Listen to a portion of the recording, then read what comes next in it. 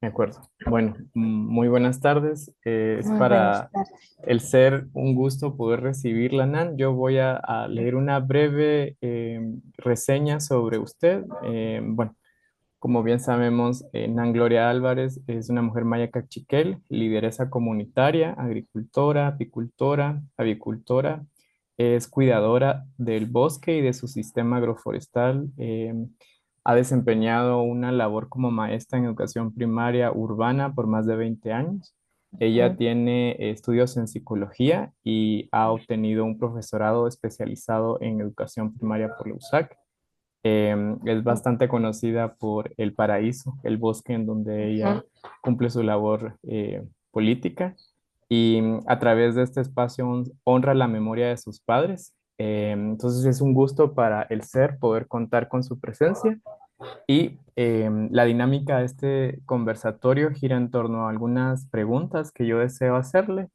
Tenemos un tiempo estimado para poder dialogar y me gustaría primero hacerle la primera pregunta, ¿verdad? Y que usted se tome algún tiempo, alrededor de 15 minutos para poder contestar y así vamos como cumpliendo con los tiempos. Entonces, nos gustaría saber qué es el Bosque del Paraíso, cómo este se diferencia de los cafetales tradicionales, qué produce y qué podemos encontrar ahí, ¿verdad? Qué diversidad de plantas, de animales.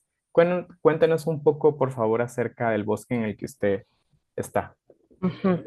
Pues muy buena tarde. Es un gusto estar acá. Con respecto al bosque, pues siempre desde que yo crecí ha sido un bosque muy admirado por mucha gente, muchas personas. Desde que yo era pequeña, pues em, llegaban con mi papá muchos grupos, no solo guatemaltecos, sino también internacionales. Y ese bosque se caracteriza porque está en un terreno como una loma. Y también ese bosque produce mucha vegetación. Mis papás siempre lo trataban de cuidarlo, porque ellos decían, bueno, si cortamos un árbol, pues tenemos que sembrar cinco. Mi papá era un hombre muy agricultor, mi mamá también, a pesar de que ella era mujer, pero sí era también muy cuidadosa del bosque. Y ese bosque tiene algo muy importante, aparte de la variedad de árboles. Ahí hay árboles de encino, que es una madera muy excelente. También hay árboles de huachipilín. Ahí hay variedad de clases de árboles, producen semillas. También allí hay muchos animales, aves del campo, o también hay especies como hay armados, ardillas, tacuacines, y hay también lobos, hay también serpientes. Y todo eso siempre se ha cuidado, pero aparte de eso hay algo muy importante dentro del bosque, que hay un gran apiario. Y las abejas, pues, son animales muy fundamentales porque ellas hacen la polinización. Y mi papá decía que ese apiario había que conservarlo, bueno, mientras que uno está en la faz de la tierra, porque todos tenemos que irnos, como dicen, al otro mundo, pero mientras que ahorita, pues, yo estoy cuidando ese bosque, pues también las abejas. Y decía un perito en apicultura que él también a mi papá, y decía que si las abejas se terminan, pues también la gente ahí sí que se desaparece de este mundo. Y yo pues honro el nombre de mis papás porque ellos siempre decían, nunca vayan a terminar el bosque, cuídenlo. Y somos 5 hermanos, pero el bosque, mis papás eh, como que me calificaron porque a mí me encanta la agricultura y ese bosque quedó pues en mi poder y yo trato la manera de cuidarlo, tal vez no en un 100%, pero por mi trabajo, yo trabajo como maestra, pero también no he descuidado ahí el bosque.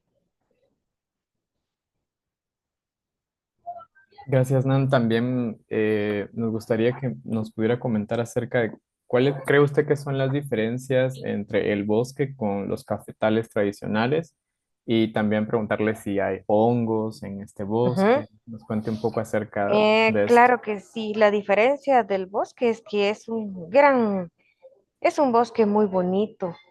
Se diferencia de los cafetales porque en los cafetales solo tengo 3 variedades de árboles que son directos para la sombra del café, que está el chalum, está el ilamo y está el huachipilín y un poco de aguacate, porque la más hay de chalum, porque la hoja de chalum tiene potasio, es un gran abono para el café.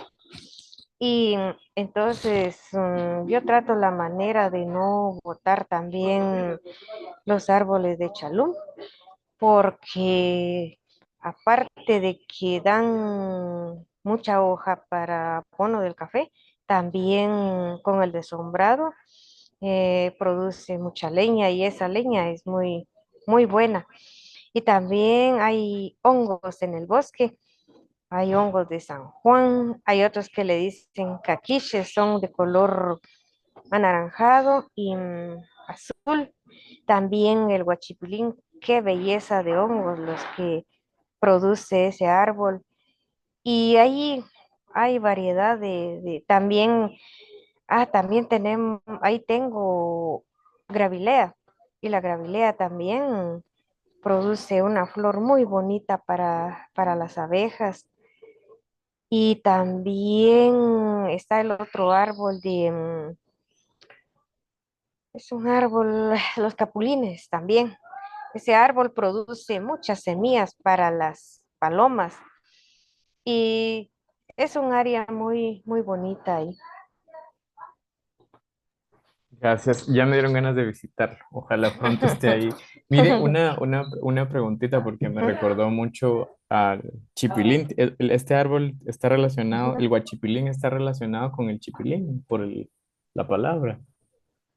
Chipilín es porque el chipilín es una hierba, pero si se deja crecer también llega a ser como un árbol Ah, y el chipilín es muy medicinal. sí. Si usted padece de los nervios, compre chipilín y lo cose solo que sin sal y toma esa agua y el chipilín cura hasta la anemia.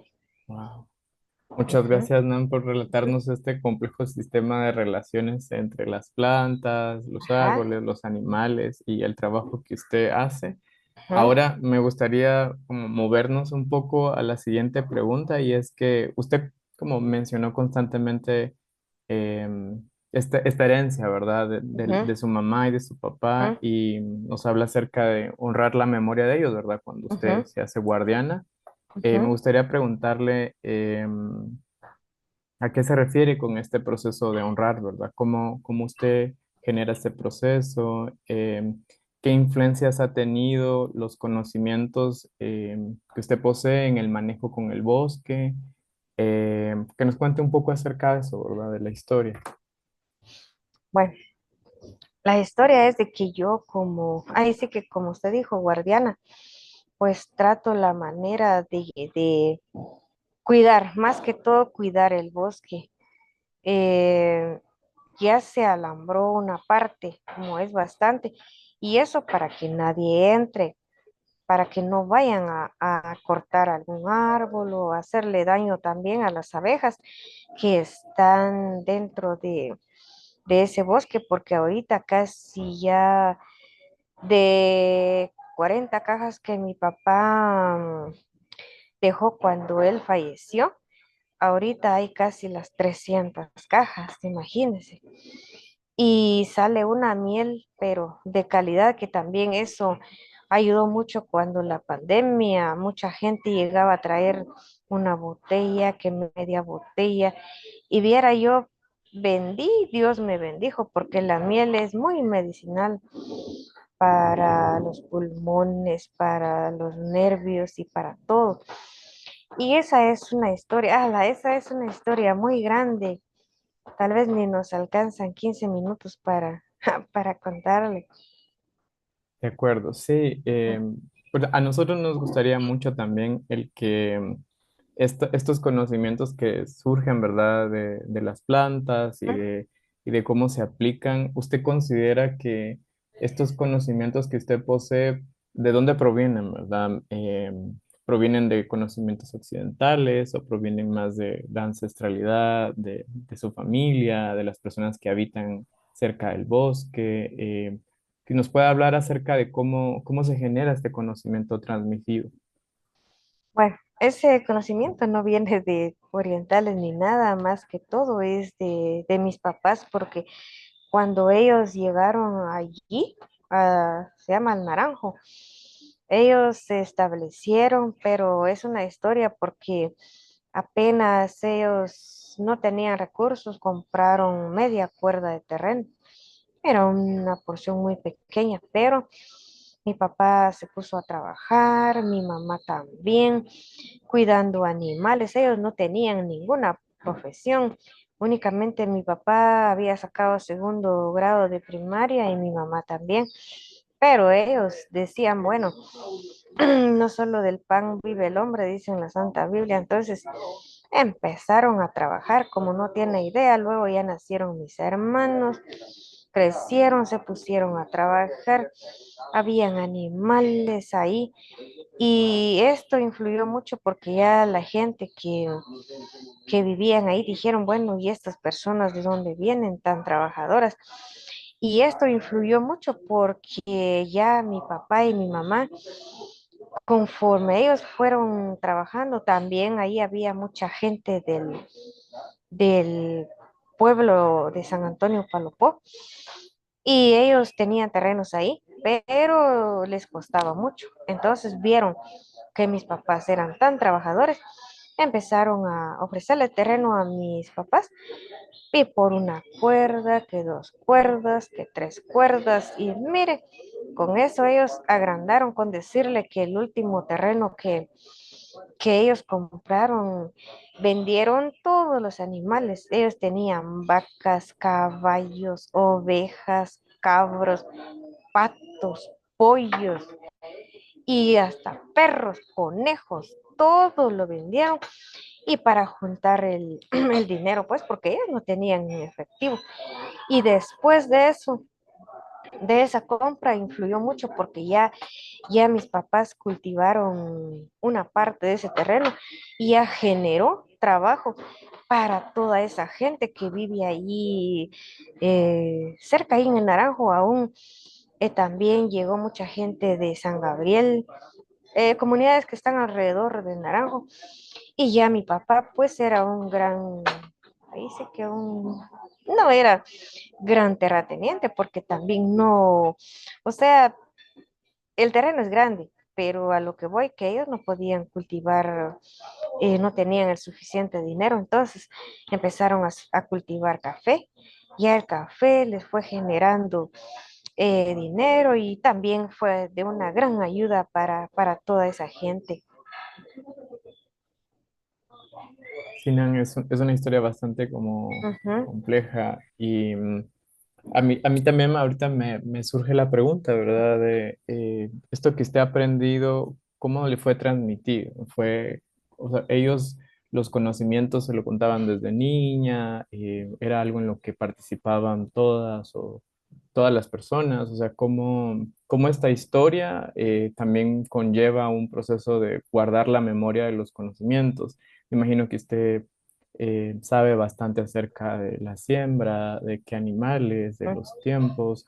¿Nos puede contar un poco más de eso? Porque en la siguiente pregunta hay algo relacionado a eso que yo quiero preparar para que Ujú. podamos como dialogar.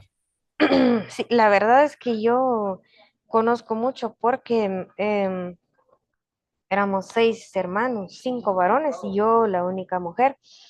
Pero mi mamá decía, bueno, usted tiene que aprender porque yo un día me voy a morir y usted cómo va a hacer para defenderse.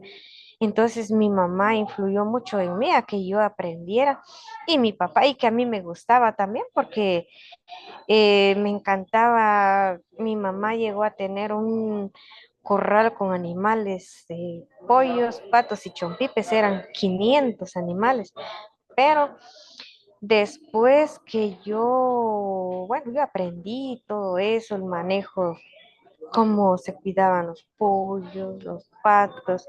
Ahora las vacas, no, porque eso, mis hermanos eran los que se dedicaban a eso, pero sí, a mí me gustaba que mi mamá me enseñara a ordeñar las vacas, porque qué rica la leche.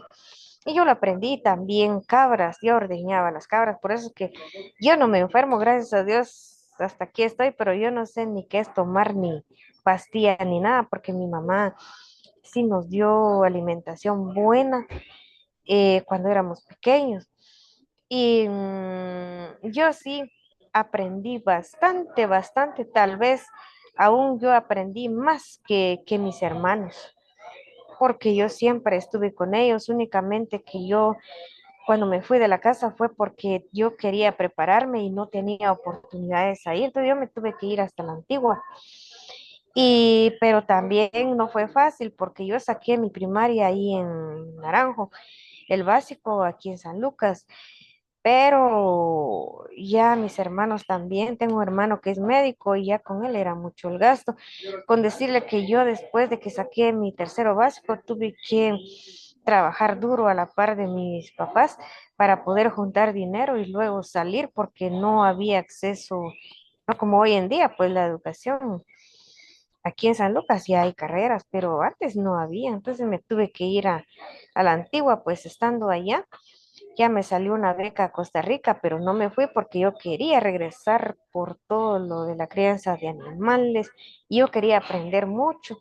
Y con el proceso del café, yo puedo hacer el proceso desde la siembra hasta el producto ya molido del café porque lo aprendí con mi papá. De acuerdo, y todo, gracias por esto. La verdad, yo también estoy aprendiendo bastante, pero a mí me gustaría también incidir en esta pregunta, ¿verdad? ¿Usted considera que tanto su mamá como su papá y estos conocimientos que le heredaron a usted y que usted activamente decidió no solo aprender, sino también practicarlo hasta este ¿Mm? momento de la vida, usted Sí. las y los considera como científicos, ¿verdad? Y sobre todo este amor por las otras especies que usted practica, ¿verdad? Por las Ujú, vaquitas ujú. y por todo lo demás. ¿Cómo usted considera o sea, a su mamá y a su papá como científicos, como maestros, em, científicos ancestrales, porque hay una historia detrás de todo ese territorio, ¿verdad? Y todo el Ujú, esfuerzo que usted me está narrando, ¿verdad? ¿Qué nos ujú. puede decir acerca de esto? Pues mis papás, eran ellos.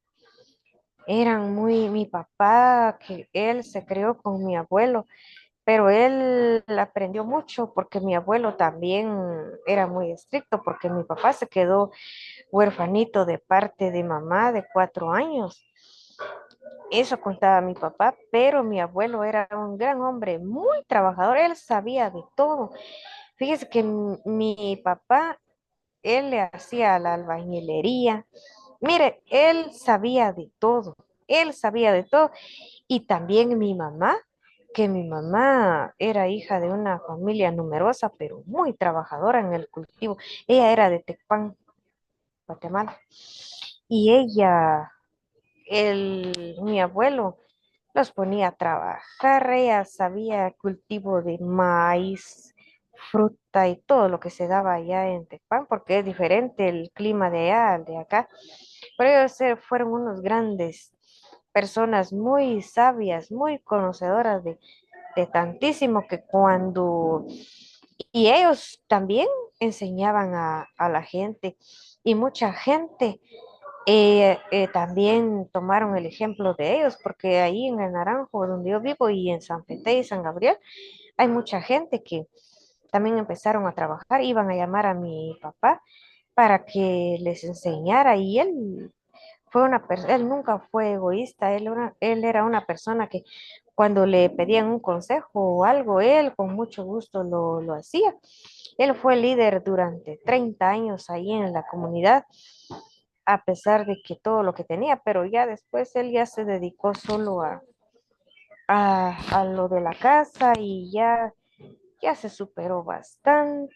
Allí nos dieron estudio y mi mamá también. Ella tenía molino de nixtamal, fue el primer molino de nixtamal que hubo ahí en el Naranjo, fue la primer tienda y ya cuando mi hermano se graduó también fue ahí, hay una clínica, fue la primer clínica y viera que esa es una historia, esa es una gran historia y yo siempre valoré y sigo valorando, aunque ellos ya no están, pero yo también tomé el ejemplo de ellos y hay gente que llega, miren cómo se hace esto y todo. Yo con mucho gusto les Mm, imparto conocimientos y yo vivo feliz. mm, tan linda que es usted, Nan. Sí. En honor a su mamá y a su papá, ¿cuáles eran los nombres de ellos? Así los nombramos. Ah, mi mamá se llamaba María Lucrecia de León Mota. Mm, ¿y su Ujú. papá? Él se llamaba Matilde Álvarez. Ah, muchas gracias por nombrarlos. Ujú. Ahora ya sé quiénes fueron esas grandes personas. Sí, fíjese que cuando murió mi papá, decían que se había muerto el mejor hombre de todas las comunidades y Ah, de la aldea de Agua Escondida. Y la gente, pues, es la gran, ahí sí que era una gran pérdida para ellos. Y también cuando mi mamá murió, porque mi papá también y mi mamá, ellos curaban, sabían mucho de plantas medicinales. Y mm, llegaban las señoras que llegaban a curar el ojo y mi mamá las curaba. Yo aprendí también. mm. Yo, cuando llegan, pues yo le hago ahí la cacha.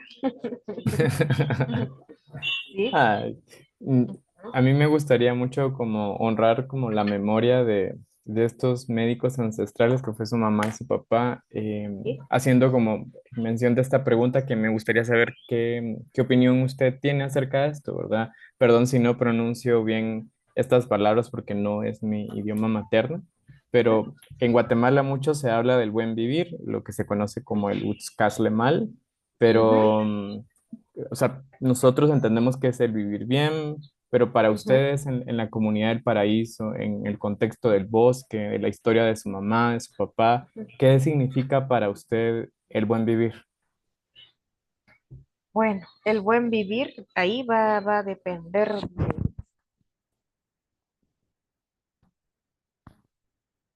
Perdón, Nan, creo que se muteó su micrófono. ¿Ahora podría hablar? Quiero saber. Sí, ahí está, genial, ya se escucha. eh, ¿qué era lo que en dónde me había quedado? Estaba justo iniciando de que para usted el buen vivir y luego Ah, se sí, muteó. Ujú. ajá, sí, porque el buen vivir, imagínense, mis papás decían, bueno, ¿ustedes quieren vivir bien? Sí, decíamos, bueno, trabajemos, pues. Entonces trabajábamos con ganas, mis hermanos, los ponía a limpiar el café, a abonar el café, fumigar, mi mamá también, y yo viera qué cosechas más lindas. Entonces nos decían, bueno, ¿qué quieren comer ustedes? Hoy ya cuando regresábamos del trabajo, ah, pues nosotros queremos comer carne, bueno, agarrar dos gallos, a prepararlos ahí guisados. Y así, mira que nosotros tuvimos una vida, como dice, un buen vivir lindo, pero sí, para eso también hay que trabajar bastante, trabajar y el poco tiempo que uno vive en este mundo, pues gozar un poco, vivir bonito, comer bien, vestir bien, pasear. Esa era la vida de mis papás, porque como dice un refrán, hay que sufrir y después gozar. Que, sí, y es que también cuando usted me cuenta la narrativa, ¿verdad? Del Ajá, esfuerzo que existe trabajar la tierra ajá, y todo trabajo, toda cosecha ajá, implica eso, ¿verdad? A mí me gustaría como vincular esto que usted nos está compartiendo, que es fruto de su historia, con algo que sucede en Guatemala, ¿verdad? Como nación y con nuestra historia colonial. ¿Qué nos diría usted? ¿Cómo consideraría al paraíso y su manejo familiar, ancestral y toda esta historia de conocimientos de los científicos como fue su mamá y su papá? ajá, eh, como una realidad alterna a lo que ha sido históricamente desempeñado en el país, ¿verdad? Que son estos monocultivos del café, de aguacate, ajá. de banano, del azúcar, porque comprendemos que en estos monocultivos hay explotación, hay esclavitud, hay violencia. ¿Cómo usted, qué nos puede decir entre este modelo? Que usted nos está narrando del paraíso con esta otra realidad del país, ¿verdad? ¿Qué, qué pensares, qué sentires le resultan a usted al saber que usted tiene esta historia y la vive de esta manera con estas otras realidades que surgen en el país, ¿verdad? ¿Cuáles serían esas críticas? ¿O qué habría que recuperar de esta realidad que usted vive y que ha vivido en el paraíso? Bueno, con respecto a la pregunta, creo que es muy, muy extensa, pero yo nomás le voy Nan, perdone, fíjese que casi no se le escucha. Creo que es por el microfonito del... Ajá. ¿Podría hablar ahora? a... ¿Hoy sí? Ahí está, claro y perfecto. Ajá. Cuéntame, yo la escucho. Em, la verdad es de que, pues, usted sabe que todo va cambiando y con lo que usted dice del monocultivo y todo, fíjese que yo tengo otra gran historia con el cultivo del café, porque no sé si usted se ha dado cuenta que ahorita, en lugar de cuidar el café, están acabando con los cafetales y sembrando aguacatejas.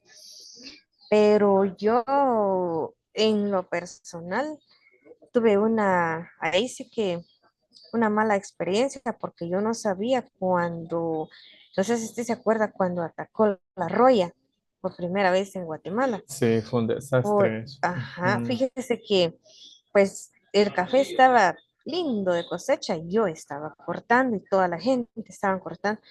Cuando llegó alguien y dijo, la señor, su café está repleto de roya. ¿Y eso qué es? Porque yo de verdad que no sabía. Y me explicó. Y de verdad que mi café estaba, pero, ay, Dios mío. Bueno, ¿y qué piensa ahora? Me dice, voy a ver qué puedo hacer, le dije. Y llamé a un perito agrónomo. Pues yo sabía que era una persona de experiencia y que me iba a recomendar algo para aplicarle al café y curar la roya. ¿Y sabe qué me dijo? Mire, señor, su café ya no se puede curar. ¿Y sabe qué hay que hacer? ¿Qué le dije yo? Hay que arrancarlo todo y sembrar de nuevo. Vaya, está bien, le dije yo, pero cuando me dijo así, dije yo, este no sabe, pero yo en el nombre de Dios tengo que recuperar el café. Y entonces, mi sobrino que él también sabe bastante de eso porque ha crecido ahí en la casa, yo le conté que había llegado era ingeniero agrónomo. Y entonces él me dice, ¿y ahora qué piensa usted, tía? Porque al café, de verdad que. Entonces nos dirigimos a Sololá y hablamos ahí en una agro, y yo le conté al dueño de la agro, y me dijo, mire, señor, ¿cómo está de la hoja de café? Toda se está cayendo, le dije. Bueno, entonces aplíquele ese medicamento y lo tengo en mente que se llama Perfectos Plus y vale 220 el litro. Pero yo iba en la moto y llevaba mi mochila, compré 20 litros, yo apenas iba ahí y mi sobrino me ayudó y le apliqué. Mire, con decirle que a los 3 meses empezó a brotar hoja porque sí se le cayó toda. Y Wow. mire, yo hice hasta donde pude en el nombre de Dios, me acordaba de mis papás y todo. Ellos le daban solución y Dios tan lindo, recuperé el café, pero mucha gente acabaron los cafetales y ahora Sí. están sembrando solo acatejas, no le dan el manejo que es y yo sí trato la manera de que ese cultivo de café pues no se termine. Y con respecto al aguacate, yo tengo bastante aguacate, pero es del criollo. Sí, nacional. Ujú. Y también ahí se sembró, usted dice con lo del azúcar, también Sí. ahí en la casa se sembró caña y se hizo un trapiche así manual y mi papá hizo panela y también sacó azúcar. O sea que Mm, ahí va a depender mucho de que hoy en día la gente como que ya no quieren trabajar y dicen que ya no se da este cultivo, que ya no se da otro, pero ahí va a depender de uno.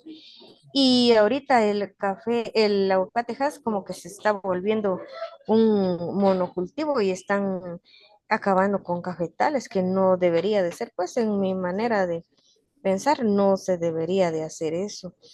Y aguacate criollo, yo sí tengo bastante aguacate criollo, viera qué bonito, se le aplica el abono y también esa flor del aguacate es muy buena para las abejas. Ah, yo lo aprovecho todo, usted, ah, pero gente que ahora ya no quieren trabajar, entonces sí. se va perdiendo todo. Sí, gracias por contar y también por esta crítica, ¿verdad? Que a- Sí. aquí en la ciudad existe este consumo masivo por el aguacate y a veces no se piensa que como estábamos hablando antes de iniciar la reunión, ¿verdad? Que todo posee un Ujú, ciclo, todo posee un equilibrio, ujú, existe una armonía. sí. Y yo recupero mucho eso de lo que usted me está contando. A mí me gustaría también, antes de finalizar, el que nos cuente un poco acerca de este premio que le dieron a usted, que nos pusiera un poquito en contexto a las personas que no la conocemos en cuanto a este premio que recibió, ¿verdad? Ujú. Ah, pues viera que eso es una historia grande porque mi papá trató la manera de hacer esto, pero como, imagínense, los terratenientes si son millonarios, ellos tienen la capacidad para hacer todo eso, pero mientras que nosotros no. Y mi papá estaba en ese proceso cuando él falleció, pero pasaron unos años y decía mi mamá, ¿qué vamos a hacer? ¿Será que seguimos con ese proceso del café? Está bien, mamá, yo usted sabe, yo también un poco lo hagamos, pero en eso murió mi mamá.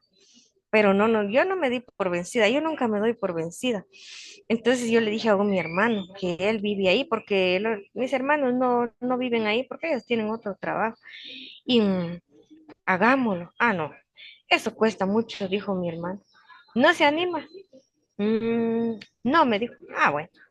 Entonces yo le dije a mi sobrino, mire, hagamos esto y esto. Está bien, tía.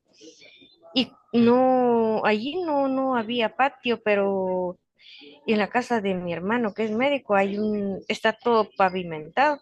Yo dije, ¿qué se puede hacer? Y empecé pues a ver primero la luna, que estuviera en luna llena, y cortar el café, seleccionar, luego despulparlo y darle el buen punto. Luego ya lavarlo, pero a mí me costaba mucho porque como yo trabajo en la escuela y la cosa es de que se le dio no sé, posiblemente, ahí, bueno, no posible, sino que funcionó mi exigencia de lavar el café, darle el buen secado en eso y llegaron los de Ana Café Wow. y yo estaba con mi rastrillo dándole, yo no me había dado cuenta que ellos me estaban viendo. Yo hasta mi sombrero tenía ahí y botas y mejor se rieron. Señor me dijo, ¿y ese café? ¿Usted lo vende? No, le dije, yo lo proceso, lo muelo y ya lo vendo por libra.